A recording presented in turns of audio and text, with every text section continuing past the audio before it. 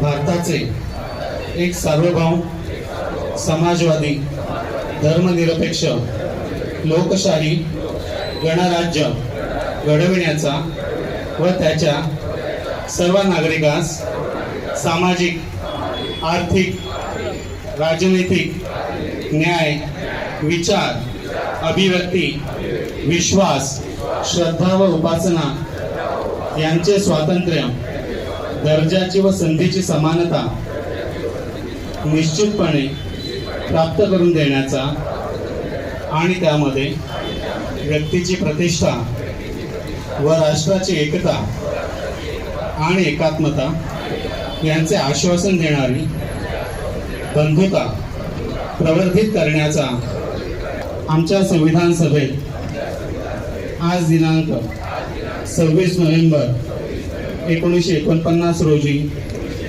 याद्वारे हे संविधान अंगीकृत आणि अधिनियमित करून स्वतः प्रत अर्पण करत आहोत।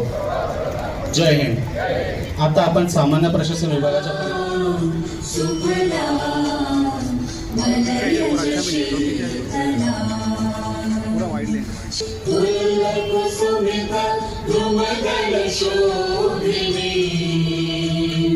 सुहासिनी सुमधुर भाषिणी सुखदां वरदां मातरं वन्दे।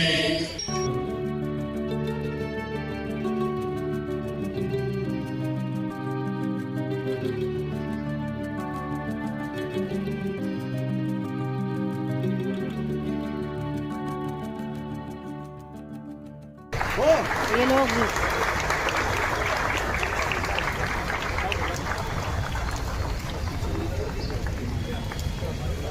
राष्ट्रीय झंडे को सलामी देंगे। सलामी शस्त्र।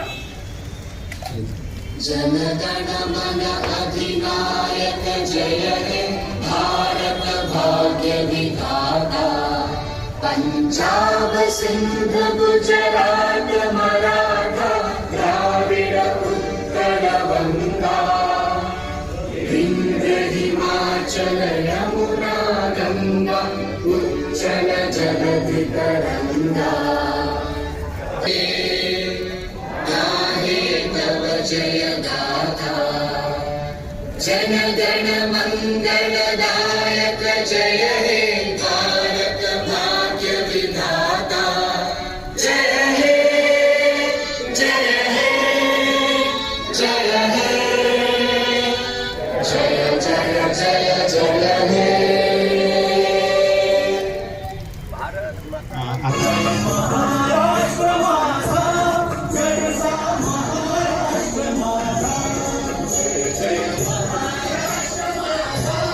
जय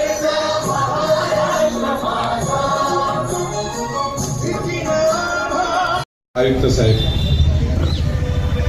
उपमहापौर, स्थायी समिती सभापती, नगरसेविका, उपस्थित पदाधिकारी, अधिकारी, कर्मचारी, वृद्ध आणि माझ्या प्रिय भिवंडीकर नागरिकांना भारताच्या 80व्या स्वातंत्र्य दिनाच्या आणि भिवंडी निजामपूर शहर महानगरपालिकेच्या रौप्य महोत्सवी वर्षाच्या सर्वांना हार्दिक शुभेच्छा. ज्यांच्या त्यागाने आपल्याला स्वातंत्र्य प्राप्त झाले, अशा स्वातंत्र्य चळवळीत सर्व स्वातंत्र्य सैनिक, हुतात्मे, तसेच देशाचे स्वातंत्र्यासाठी बलिदान देणाऱ्या सर्व स्वातंत्र्य सैनिकांना मनपूर्वक अभिवादन. महापौर पदाचा कार्यभार स्वीकारल्यानंतर भिवंडी शहराच्या सर्वांगीण विकासाला गती देण्यासाठी विविध कामांना प्राधान्य माझ्याकडून देण्यात येत आहे. रस्ते, पाणी पुरवठा, स्वच्छता आणि आरोग्य या मूलभूत सुविधांबद्दल मेट्रो, पाणी पुरवठा, योग्य योजना आणि कर्मचाऱ्यांचे बायोमेट्रिक यासारख्या महत्त्वाच्या कामांचा सातत्याने आढावा घेतला जात आहे. शहरामध्ये इलेक्ट्रिक बसेस चार्जिंग सेंटरचे काम सुरू असून लवकरच KMTL अंतर्गत बस सेवा सुरू करण्याचा प्रयत्न आहे. त्यामुळे भिवंडी तसेच लगतच्या गावांसाठी नागरिक व सुविधांना कमी दरात प्रवासाची सुविधा मिळणार आहे. शहरातील महत्त्वाचे असलेले करून देण्यासाठी काम प्रतिबंध सुरू आहे. शहरातील